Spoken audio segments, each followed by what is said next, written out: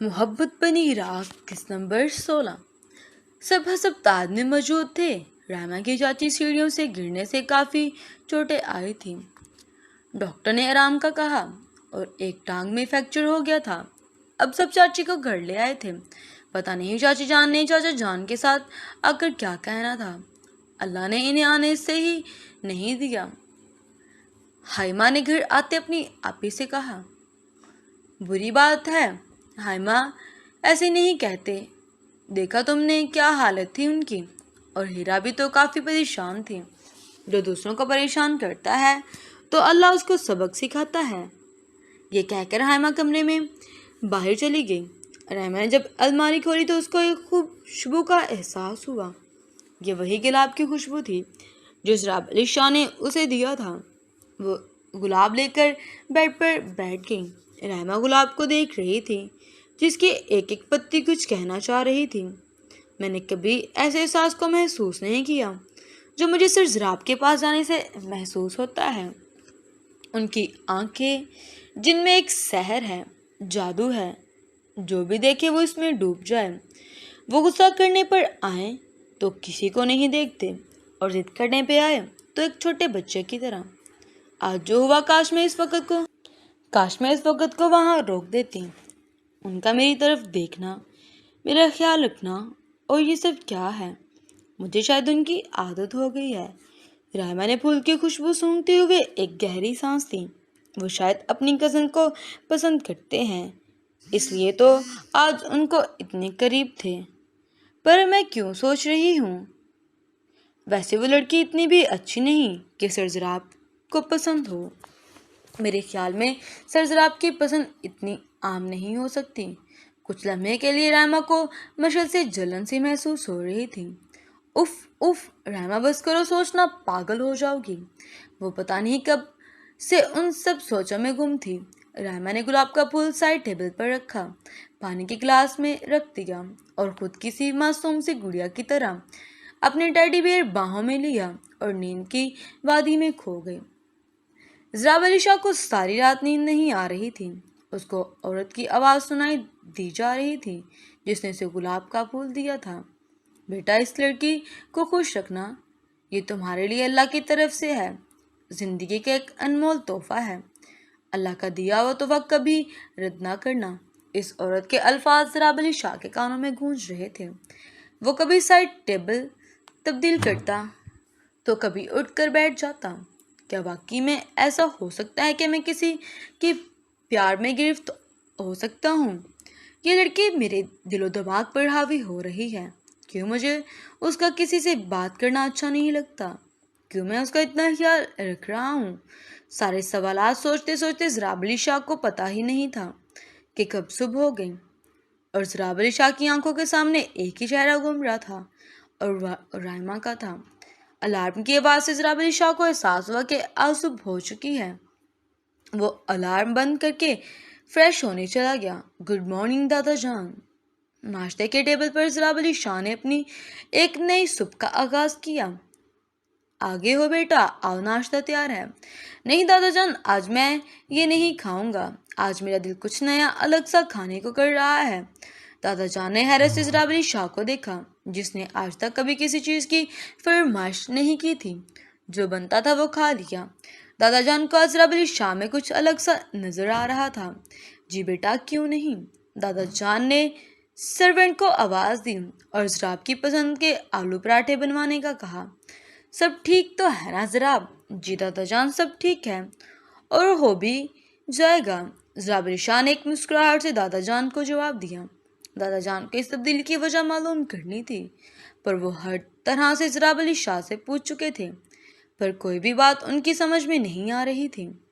دادا جان نے بھی پکا ارادہ کر لیا کہ وہ جان کر ہی سانس لیں گے، اس لیے دادا جان نے ناشتہ ختم ہونے کے بعد احد رضا سے بات کرنے کا سوچا۔ اوکے دادا جان، اب میں چلتا ہوں، شام کو ملاقات ہوتی ہے۔ ضراب علی شاہ نے کرسی سے اپنا کوٹ اٹھاتے ہوئے کہا۔ جی بیٹا، اللہ تمہاری حفاظت کرے۔ آج کی صبح میں الگ سا رنگ تھا، ہر چیز کھلی کھلی لگ رہی تھی، ہوا میں جیسے پرندوں کے گانے کی آواز ہو اور پھول جم رہے ہوں۔ शायद ये रामा के दिमाग की तख्लीक थी या सच में ऐसा था। वो गुनगुनाते हुए अपने बालों को संवार रही थी जो बार बार उसके चेहरे को छुपा रहे थे, जिसे वो भी उसके उस हसीन चेहरे को किसी को दिखाना नहीं चाहते हों। रायमा ने साइड बालों पर 2 पिन लगाते हुए बाकी बालों को शाने पर खुला छोड़ दिया था। सफेद कलर की फ्रॉक पहने और कंधे पर शाल ओढ़े वो इस परी की तरह लग रही थी कि कोई भी उस पर फिदा हो जाए, बगैर ना रह सके। अम्मी जान, मैं ऑफिस के लिए निकल रही हूँ। अगर चाची जान को किसी चीज़ की ज़रूरत हुई तो मुझे कॉल कर दीजिएगा। ठीक है बेटा, तुम ध्यान से जाना। ओके अम्मी जान, खुदा हाफिज। रायमा ने घर का दरवाज़ा खोला और बाहर निकल आए। बाहर आते ही रायमा की नज़र यकदम ठहर गई। जाबिर शाह गाड़ी से बाहर निकल रहे थे। वही सहरा से भी गहरी आंखें और आंखों पर ग्लासेस लगाए, कान के साथ फ़ोन लगाए, ब्लैक कलर की ड्रेस में। आज उनमें कोई ख़ास बात थी जो रायमा की नज़र जाबिर शाह से हट नहीं रही थी। और कैसे ना हटती, वो किसी मूवी के हीरो से कम नहीं लग रहे थे। ये क्या कर रहे हैं यहाँ? रायमा जो टिकटिकी बांध कर देख रही थी, जराब को देखते ही उसके मुंह से अल्फाज निकले। जराब अली शाह ने फ़ोन बंद किया और रायमा को देखा जो गेट पर एक मुजस्मा की तरह खड़ी थी। जराब अली शाह ने जो रायमा की खूबसूरती के पहले ही असीर हो चुके थे। सफ़ेद लिबास में जराब को रायमा एक हूर से कम नहीं लग रही थी। जराब अली शाह उसके करीब आए। अल्लाह ने दुनिया में ही हुर भेज दी है। बेख्तियार जराब अली शाह के मुंह से ये अल्फाज निकल गए। जराब अली शाह की आवाज़ से रायमा होश में आ गई। सर जराब, आप अब यहाँ कैसे और क्यों?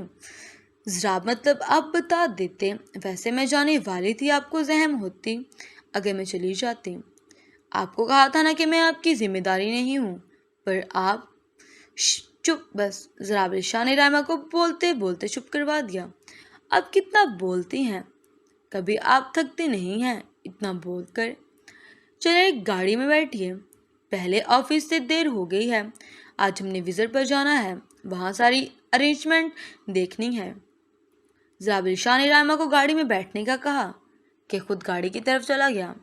उफ रायमा, क्या करती हो, रिलैक्स। रायमा ने अपने फेस पर हाथों से हवा देते हुए कहा।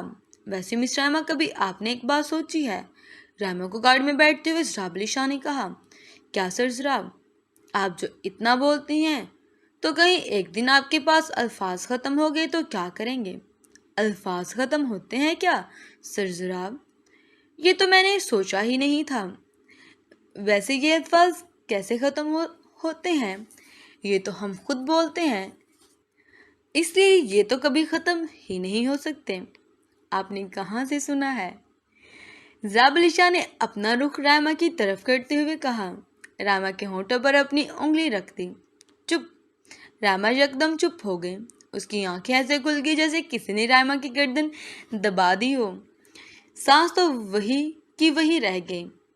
अगर थोड़ी देर और जराब अली शाह अपना हाथ रायमा के होंठों से ना हटाते तो शायद रायमा अगले जहां जा चुकी होती। ऐसे अल्फाज ख़त्म होते हैं और दूसरा चुप कर जाता है। जराब अली शाह ने रायमा की तरफ मुस्कुराते हुए कहा, जो बर्फ की तरह एक ही जगह पर जम सी गई थी। जराब अली शाह का हाथ हटाने के साथ ही रायमा ने गहरी सांस ली और खुद को सीधा करके ऐसे बैठ गई जैसे गाड़ी में और कोई नहीं था।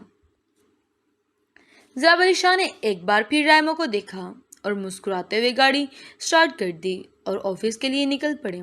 सारे रास्ते रायमा एक मुजस्मा जैसा रोल अदा किया। जहाँ वो बैठी थी वही बैठी रही और मजाल है कि 1 इंच भी जगह से हरकत की हो। मोहतरमा ऑफिस आ गया है। जराब अली शाह की आवाज़ से रायमा ने जल्दी से गाड़ी का दरवाज़ा खोला और ऑफिस के अंदर चली गई। Good morning miss Raima, Rehan Shah ने रायमा को आते देखकर कहा। माशाल्लाह, आज तो लगता है कि हूरें ज़मीन पर आ गई हैं। सर, रेहान की मजाक करने की आदत कब ख़त्म होगी? रायमा ने रेहान शाह की बात को टालते हुए कहा। मिस रायमा, अगर आपको बुरा लगा है तो सॉरी नहीं बोलूँगा, क्योंकि मैंने कुछ गलत नहीं किया। सर रेहान। रायमा ने रेहान शाह की तरफ इल्तिजाई नज़रों से देखा। ओके ओके, चले, मैं आपका ही इंतज़ार कर रहा था। आज मेहंदी के फंक्शन की तैयारी करनी है और सारे डिज़ाइंस फाइनल करने हैं। اوکے سر ریحان، یہ کہہ کر دونوں رائما کے روم کی طرف چلے گئے۔ ضراب علی شاہ اپنے روم کی طرف جاتے ہوئے رائما کے روم میں دیکھا، جہاں ریحان شاہ رائما کے ساتھ بیٹھے کام ڈسکس کر رہا تھا۔ دونوں کیسے بیٹھے دیکھ کر ضراب علی شاہ رائما کے روم کی طرف جانے کے لیے بڑھا۔ جاری ہے کہ اس نمبر 17 کے لیے کمنٹ سیکشن میں 17 لکھیں اور اس کے تمام 1 تا 16 ایپیسوڈ حاصل کرنے کے لیے میرے چینل کو وزٹ کریں۔ تمام ایپیسوڈ آپ کو یہاں سے ہی مل جائیں گے۔ اللہ حافظ۔